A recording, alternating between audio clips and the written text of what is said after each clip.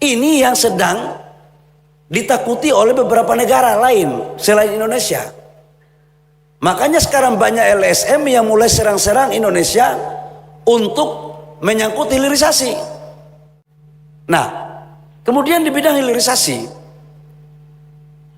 kita sudah mengagendakan sampai dengan 2040, kita membutuhkan kurang lebih sekitar 618 miliar US dollar. Ini data ini dari Pak Nurul ini dulu. Pak Nurul ini deputi di Kementerian Investasi. Waktu saya masih ya CEO di Kementerian Investasi lah, kira-kira begitu. Pak Nurul ya. 618 miliar US dollar ini kita bangun hilirisasi dari semua aspek. Tidak hanya pada aspek oil and gas, tidak hanya pada mineral batu bara.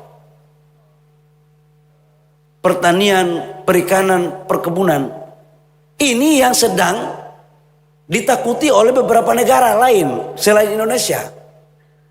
Makanya sekarang banyak LSM yang mulai serang-serang Indonesia untuk menyangkut hilirisasi. Serang menyangkut nikel, serang menyangkut boksit, serang menyangkut dengan timah. Kenapa? Karena mereka tahu ini. Dan Bapak Ibu semua, perintah Bapak Presiden Prabowo kepada kami, dan saya sebagai Menteri SDM, sejengkal pun saya tidak akan mundur dari tekanan-tekanan asing untuk melanjutkan apa yang menjadi program hilirisasi. Nggak ada. Negara kita ini negara yang sudah merdeka, dan kemerdekaan kita rebut, bukan pemberian. Negara kita ini kita merdeka dengan pengorbanan jiwa dan raga. Tidak seperti negara lain yang diberikan kemerdekaan. Dan karena itu nggak ada alasan untuk negara lain mengatur negara kita. Karena kita juga tidak pernah mengatur negara lain. Dan hilirisasi adalah sesuatu final and binding untuk tetap kita jalan sekalipun banyak tantangan.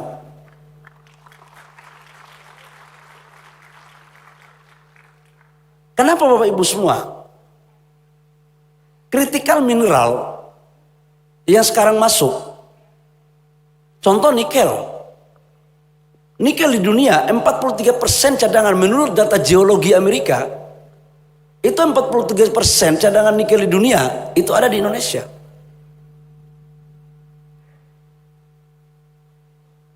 Selebihnya ya ada tetangga kita Australia, ada tetangga kita Filipina, sedikit ada sebagian di Kanada. Tapi yang paling banyak negara kita. Dan nikel ini kan baru saja. Bayangkan Bapak Ibu semua. Hilirisasi di bidang nikel pada tahun 2017-2018. Ekspor nikel kita itu hanya kurang lebih sekitar 3,3 miliar US dollar. Hanya 3,3 miliar US dollar. Kita menyetop ekspor ore nikel. Waktu itu saya masih Menteri Investasi. 2019-2020. 2023. Begitu kita menyetop membangun industri, ekspor kita sudah mencapai 34 miliar US dollar. Dan sehari ini sekarang kita salah satu negara terbesar eksportir.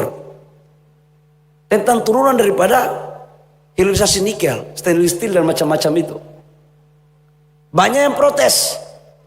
Katanya kotor nikel Indonesia. Saya bilang mana ada nikel yang seperti tidur di kasur empuk. Ya nikel pasti ada tanahnya lah. Macam-macam dibuat. Karena apa? Kita sudah mulai menuju kepada satu roadmap yang jelas. Bahwa dalam proses hilirisasi masih ada kekurangan, setuju saya.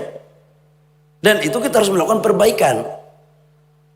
Kita harus melakukan perbaikan. Gak ada sebuah negara di dunia ini yang begitu melakukan suatu program yang besar, tiba-tiba sempurna.